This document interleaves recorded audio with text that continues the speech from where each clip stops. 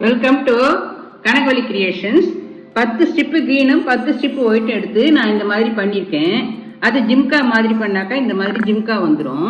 அதுக்கப்புறமா ஒரு 5 strip ஒயிட்டும் 5 strip க்ரீனும் எடுத்து இந்த மாதிரி பண்ணி வச்சுருக்கேன். ஒரு ஸ்ட்ரிப் எடுத்து நம்ம பென்சிலை விட்டு பண்ணாக்கா இந்த மாதிரி தும்பிக்கை கிடைக்கும். ஒரு ஸ்ட்ரிப் எடுத்து இந்த மாதிரி காது பண்ணி வச்சுருக்கேன். பண்ணி வச்சுட்டு இதை அழகாக இந்த மாதிரி ஒட்டிட்டாக்கா நல்லா ஒட்டிக்கும். அதுக்கப்புறமா இந்த பக்கம் கையும் இந்த பக்கமாக ஒரு கையும் ஒட்டிடணும். இதெல்லாம் கொஞ்சம் காயணும். காஞ்சாக்கா ரொம்ப அழகாக இருக்கும். இந்த பக்கமும் இந்த மாதிரி ஒட்டி விட்டுணும்.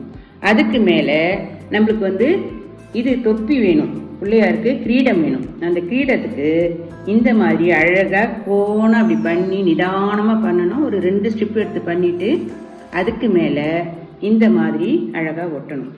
அதுக்கு இது சீக்கிரமாக காயணுன்றதுக்காக நான் ஃபெவிபாண்ட் இப்போ யூஸ் பண்ணுறேன். ஆனால் நீங்கள் ஃபெவிகால் போட்டுட்டு பேப்பர் தான் இது கொஞ்சம் நேரம் வச்சுருந்தீங்கனாக்கா அது அழகாக ஒட்டிக்கும். இந்த மாதிரி அழகாக ஒட்டிட்டாக்கா கிரீடம் கிடச்சிடும். அப்போ பிள்ளையாருக்கு கால் வேணும். அந்த காலுக்காக வேண்டி ஒரு ஸ்ட்ரிப் எடுத்து இந்த கோன் எப்படி பண்ணுறதுன்னு காமிக்கிறேன். ஏன்னா மெயின் இதுதான் கோன் தான். காலுக்கும் கோன் வரணும், தும்பிக்கைக்கும் கோன் வரணும், கைக்கும் கோன் வரணும். ஒரு 2 ஸ்ட்ரிப் எடுத்து இந்த மாதிரி பண்ணிவிட்டு இதுக்குள்ளே ஒரு பென்சிலை விட்டு மெல்லமாக இந்த மாதிரி பண்ணிங்கனாக்கா உங்களுக்கு அழகான ஒரு தும்பிக்கையும் ஒரு காலும் இந்த மாதிரி வந்துடும். நிதானமாக பண்ணணும். 3mm ஸ்ட்ரிப்பில் பண்ணிங்கன்னா ரொம்பவே அழகாக இருக்கும். இதுதான் இந்த பிள்ளையாரை உட்காத்தி வைக்கிறதுக்காக நான் 25 ஸ்ட்ரிப் எடுத்து இந்த மாதிரி பண்ணி வச்சுருக்கேன். ஏன்னா இது நம்ம பண்ணது 20 ஸ்ட்ரிப்பு, ஒரு 5 ஸ்ட்ரிப்பு கூட இருந்தால் நல்லா இருக்கும்ன்றதுக்காக இந்த மாதிரி பண்ணியிருக்கேன். இப்போ இந்த பிள்ளையாருக்கு இந்த ஸ்ட்ரிப்பில் இந்த மாதிரி காலை ஊட்டிட்டாக்கா அழகாக இந்த மாதிரி காலை ஊட்டி விட்டுட்டு இதுக்கு நம்ம ட்ரெஸ் எல்லாம் பண்ணலாம், எப்படி வேணாலும் பண்ணலாம். பிள்ளையார் நம்ம எப்படி பண்ணுறோமோ அந்த அளவுக்கு அவர் வருவார். அதனால் நம்ம பிள்ளையார் சதுர்த்தி அன்னைக்கு பசங்களுக்கெல்லாம் சொல்லி கொடுத்து இந்த பிள்ளையார் பண்ணி எப்படி இருக்குன்னு காமிங்க. பசங்களுக்கெல்லாம் சொல்லி கொடுங்க. இந்த 2 காலையும் இப்படி ஜாயின் பண்ண பிறகு அந்த பிள்ளையாருடைய காலில் நம்ம அந்த பாதத்துக்காக வேண்டி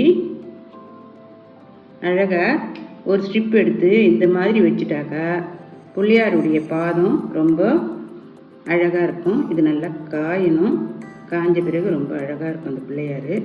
பசங்களுக்கெல்லாம் சொல்லி கொடுங்க. இது நல்லா காஞ்சி வச்ச பிள்ளையார். இவர் எப்படி இருக்காருன்னு பாருங்கள். இதே மாதிரி தான் இது வரும். நல்லா இருக்கும். இந்த மாதிரி ஒரு பிள்ளையார் பண்ணியிருக்கேன். இந்த மாதிரி ஏற்கனவே 2-3 வாட்டி பண்ணியிருக்கேன் நான் இந்த பிள்ளையாரை. இதெல்லாம் இவங்கெல்லாம் எப்படி இருக்காங்கன்னு பாருங்கள். இந்த பிள்ளையார் சதுர்த்திக்கு வீட்டில் பசங்கள்லாம் நீங்கள்லாம் சேர்ந்து செஞ்சு பாருங்கள்.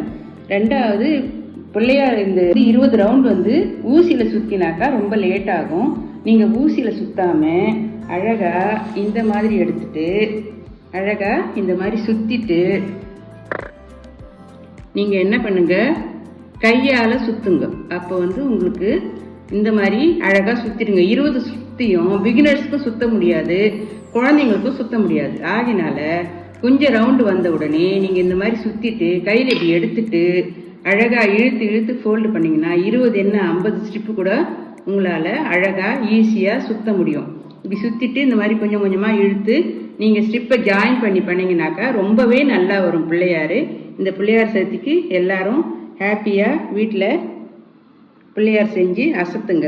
இது எப்படி இருக்குன்னு பாருங்கள். லைக் பண்ணுங்கள், ஷேர் பண்ணுங்கள், கமெண்ட் பண்ணுங்கள். தேங்க்ஸ் ஃபார் வாட்சிங்.